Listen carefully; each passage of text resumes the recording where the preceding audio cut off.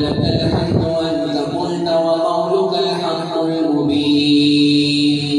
وأنت أصدق القائلين ومن أصدق من الله قيلا ومن أصدق من الله حديثا قل صدق الله نتبع ملة إبراهيم حنيفا لا إله إلا الله المتوحد في الجلال بكمال الجمال تعظيما وتكبيرا المتفرد بتصريف الأحوال على التفصيل والإجمال تقديرا وتدبيرا المتعالي بعظمته ومجده الذي نزل الفرقان على عبده ليكون للعالمين نذيرا وصلوات الله وسلامه على رسوله الذي أرسله إلى الثقلين بشيرا ونذيرا وداعيا إلى الله بإذنه وسراجا منيرا اللهم اجعلنا من أهل القرآن اللهم اجعلنا من أهل القرآن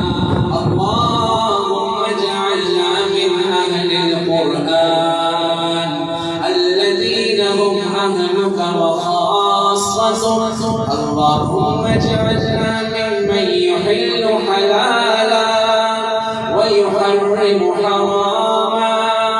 ويعمل بمحكمه ويؤمن بمتشابه ويتلوه حق تلاوته اللهم اجعلنا ممن يقيم حروفه وحدوده ولا تجعلنا ممن يقيم حروفه ويصيع حدوده اللهم ألبسنا به الحلل وأسكننا به الذلل وأسبغ علينا به النعم وادفع به عنا النقم واجعلنا به عند الجزاء من الفائزين وعند النعماء من الشاكرين وعند البلاء من الصابرين وعند خدره من الفائزين اللهم اجعل القرآن العظيم عند خدره من الفائزين اللهم اجعله شفيعا لنا وحجة لنا لا حجة علينا يا ذا الجلال والإكرام اللهم انفعنا وارفعنا بالقرآن العظيم الذي رفعت مكانا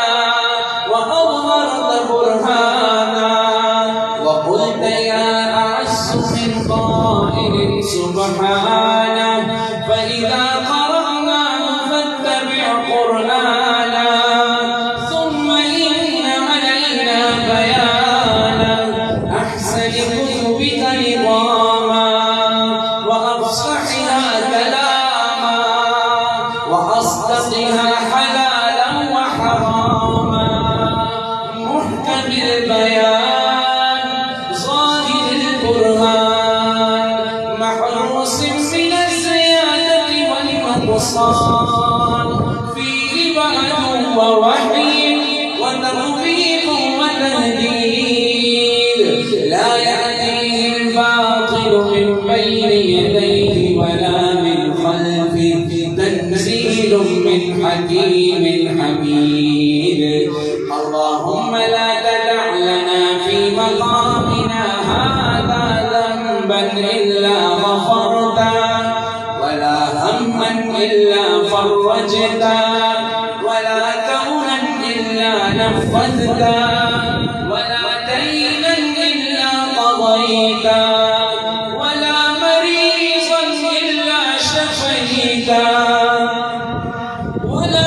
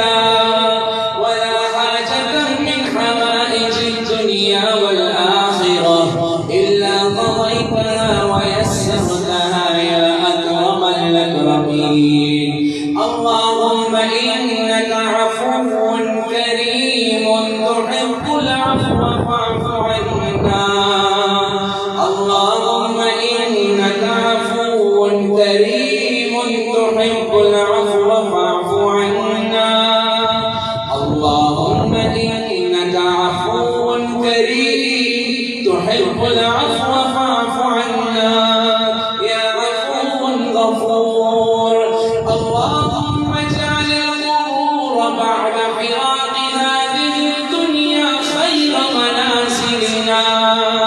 وافسح فيها صيق ملاحدنا اللهم اجعلها لنا وللمسلمين رياضا من رياض الجنة ولا تجعلنا حفرا من حفر النار اللهم دقر ميزاننا اللهم يسر حسابنا اللهم يسر حسابنا اللهم يسر حسابنا ويمن كتابنا وثبت على الصراط أقدامنا وتوكلنا وأنت راض عنا غير رمضان أنت راض عنا غير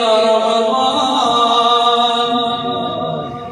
أنت راض عنا غير رمضان يا غياث المستغيثين يا راحم المساكين يا رب العالمين يا أرحم الراحمين يا حنان يا منان يا حنان يا منان يا حنان يا منان إلهنا ليس في الوجود رب سواك فيدعى وليس في الكون إله غيرك فيرجى نسألك اللهم أن تعتق رقابنا من النار في شهر رمضان عند ختم القرآن اللهم أعتق رقابنا من النار اللهم أعتق رقابنا من النار اللهم أعتق رقابنا من النار اللهم أعتق رقابنا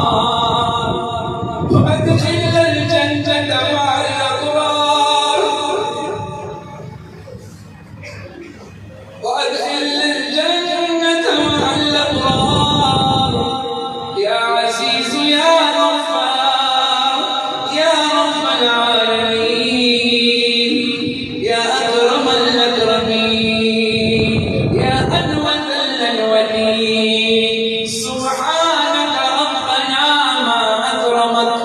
سبحانك ربنا ما أحلمك سبحانك ربنا ما أرحمك اللهم كما جمعتنا في هذا المكان المبارك تجمعنا في جنات النعيم مع النبيين والصديقين والشهداء والصالحين وحسن أولئك رفيقا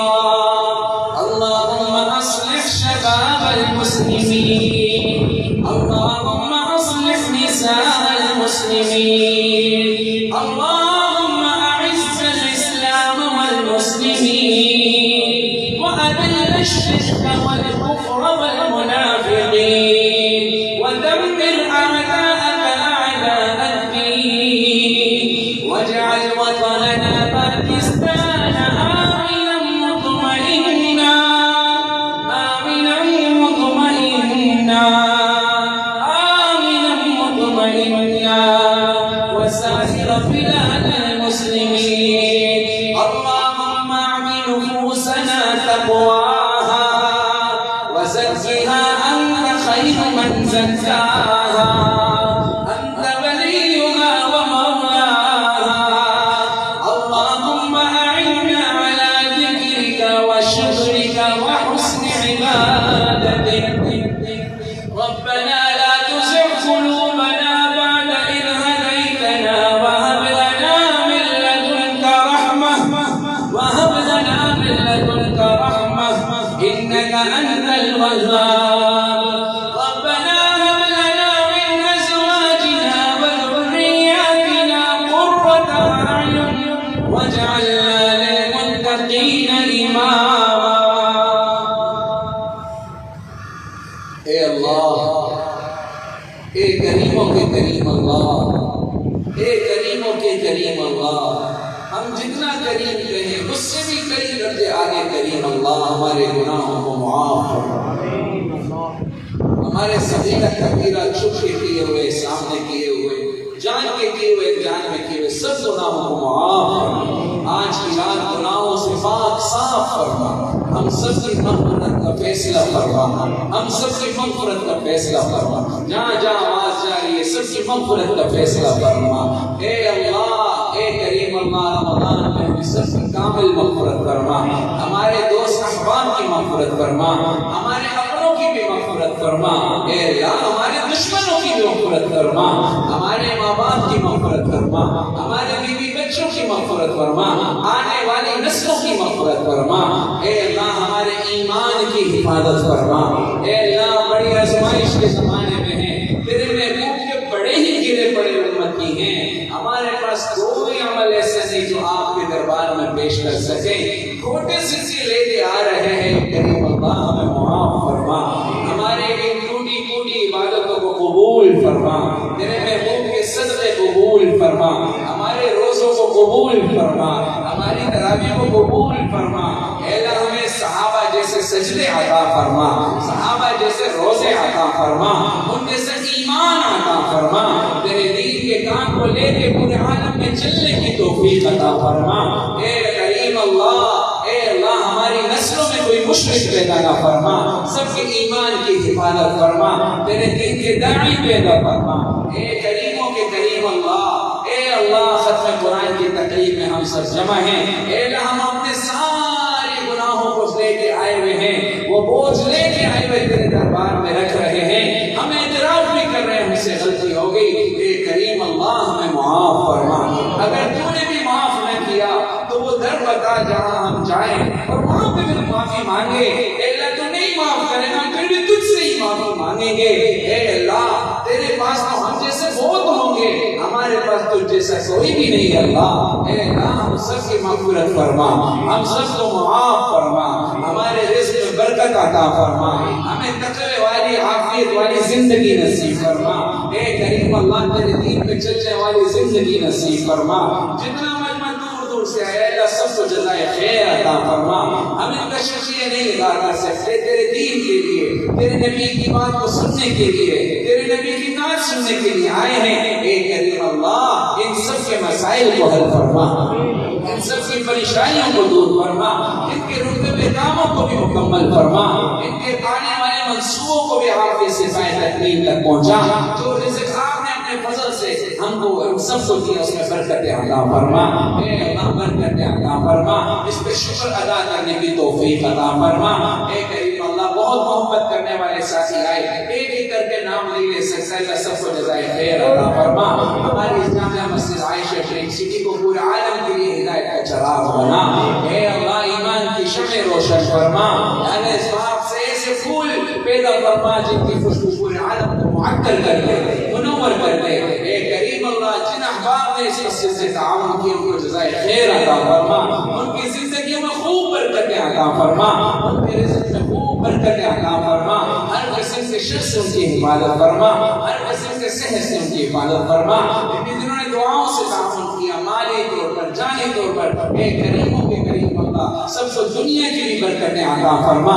آخرت کے مسائل بھی حل فرما۔ اے جتنے ہاتھ پھیلائے بیٹھے میرے دوست احباب بزرگ میری مائیں بہنیں، اے اللہ ان سب کے دلوں میں جو جو دعائیں ہیں، ان کے جو مسائل ہیں، اے اللہ ہمارے مسئلے ہمارے لیے مسئلے ہیں، آپ کے لیے تو مسئلے نہیں ہیں۔ اے اللہ ہم سب کے مسائل کو حل فرما، ہماری پریشانیوں کو دور فرما، ہماری سوسائٹی گرین سٹی کو عافیت سے آباد فرما، یہاں پہ آنے والے کاموں کو عافیت سے پائے تکمیل تک پہنچا، جو منصوبے ان میں مدد فرما، انتظامیہ کی مدد فرما۔ اے بڑے رمضان صاحب کو جزائے خیر عطا فرما، ان کی دین کی مدد فرما کہ عافیت سے تمام کاموں کو پائے تکمیل تک پہنچائیں۔ اے اللہ یہاں پہ رہنے والوں کو محبت الفت اتفاق اتحاد نصیب فرما، حضور کی مبارک سنتوں کو زندہ کرنے کی توفیق عطا فرما۔ جتنے بھائی دور سے آئے ہیں کریم اللہ یہ ہاتھ پھیلائے بیٹھے، ان کے دلوں میں جو جو جائز بناتے ہیں سب کی دعاؤں کو اپنے فضل و کرم سے قبول فرما، اے اللہ قبول فرما۔ ان میں جو بیمار ہیں، ان کے گھروں میں جو بیمار ہیں، بھائی عدنان صاحب کا کہا گیا، بھائی بلال احمد نے ایک ساتھی کا کہا، ایک اور ساتھی نے کہا ایک ساتھی کو کورونا ہوا ہے، اے کریم اللہ ایک بچے کو کینسر ہے، اللہ سب کو شفا کاملہ عاجلہ مستمرہ عطا فرما۔ صحت تو نہیں دی ہے، بیماری بھی تو ہی دیتا ہے، اس بیماری کو صحت کی دولت سے تبدیل فرما، میرے دین کے لیے صحت کی دولت عطا فرما۔ اے کریم اللہ ہمارے وہ بزرگ احباب ہمارے دوست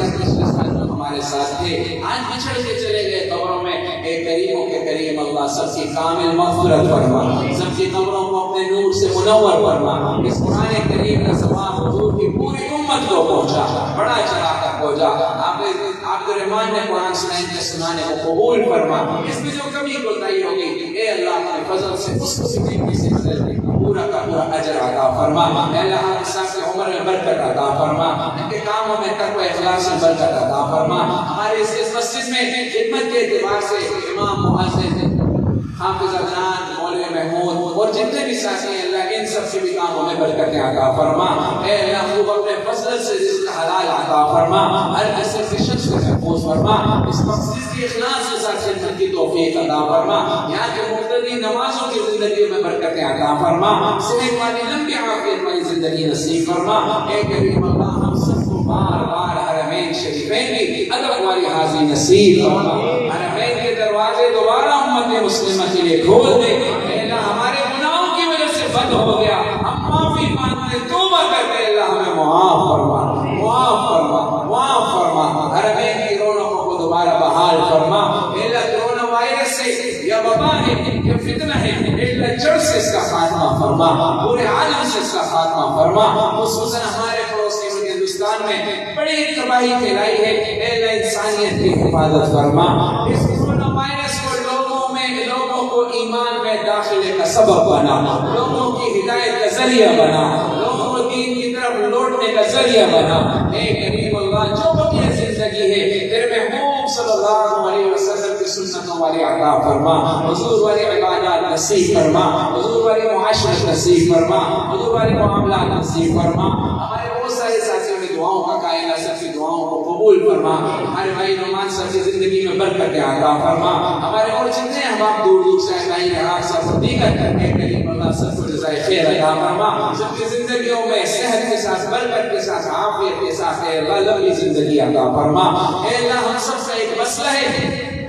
ایک دن آنے والا ہے ہمارے اپنے ہمیں کندھوں پہ اٹھا اٹھا کے اس قبرستان کی طرف لے کے جا رہے ہوں گے. اے اللہ کتنی غفلت میں ہم پڑے, اپنے گھر بڑے بنائے, 2 گز زمین کا ٹکڑا فکر کوئی نہیں کی. اے اللہ اس کی فکر عطا فرما, ہمیں اپنی قبروں کو جنت کا باغ بنانے کی توفیق عطا فرما. اے اللہ اسے عمل والا بنا دے, یہ جب تیرے پاس ہے کہ تو ہم سے راضی ہو جا. اے اللہ کہیں ایسا نہ ہو آپ ناراض ہو اور اسرائیل ہماری زندگی کی شام کر رہے ہوں. اے اللہ ہم پتہ نہیں ہمارا کیا بنے گا, دنیا کی آت نہ آئی, قبر میں بھی پتہ نہیں کہاں جائیں گے. ایک کریم اللہ جب ہمارے اپنے ہمیں اس گڈھے میں چھوڑ کے آ جائیں گے, تنہا قبر, رات کی تاریکی, قبر کی تاریکی, وحشت ہو, ہم بڑے کمزور ہیں اللہ تیرے محبوب کے بڑے ہی گرے پڑے امتی ہیں. 1400 سال کے بعد اے اللہ یہ گرا پڑا ایمان قبول کر دے.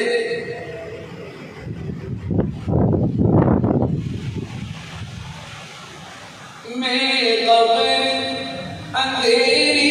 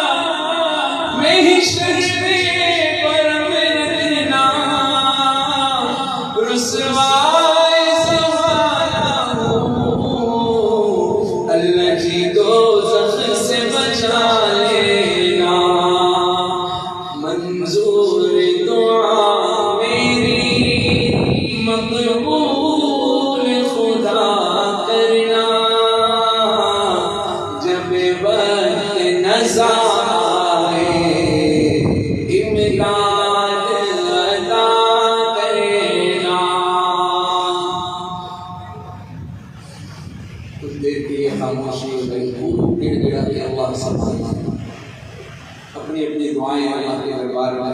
وہ قبول کرنے والا ہے. اس کی رحمت میں دنیا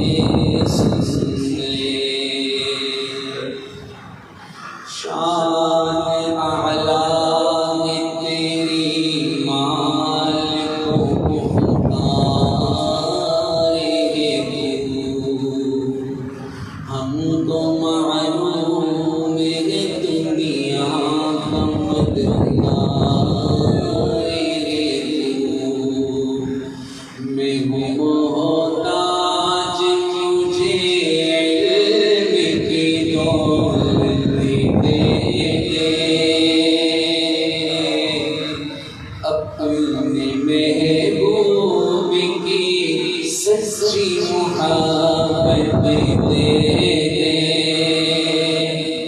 جس کے صدقے میں تو عالم کو بنایا تو نے میرے محبوب جسے بلایا تو نے واسطہ اس کا گنہگار کی بخشش کر دے واسطہ اس کا گنہگار کی بخشش کر دے واسطہ اس کا گنہگار کی بخشش کر دے واسطہ اس کا گنہگار کی بخشش کر دے نور اسلام کا چہرے پہ منور کر دے نور اسلام کا چہرے پہ منور کر دے رب کونین میرے دل کی دعائیں سن لے اللهم إنا نسألك من خير ما سألك منه عبدك ونبيك محمد صلى الله عليه وسلم ونعوذ بك من شر ما استعاذك منه عبدك ونبيك محمد صلى الله عليه وسلم اللهم أنت المستعان وعليك البلاغ ولا حول ولا قوة إلا بالله العلي العظيم ربنا تقبل منا إنك أنت السميع العليم وتب علينا يا مولانا إنك أنت التواب الرحيم واغفر لنا ولجميع موتى المسلمين الأحياء منهم والميتين وصل اللهم وصل على سيد الأولين والآخرين أفضل الأنبياء والمرسلين سيدنا وشفيعنا ونبينا وحبيبنا محمد وعلى آله وصحبه أجمعين والتابعين ومن تبعهم بإحسان إلى يوم الدين آمين آمين آمين يا رب العالمين برحمتك يا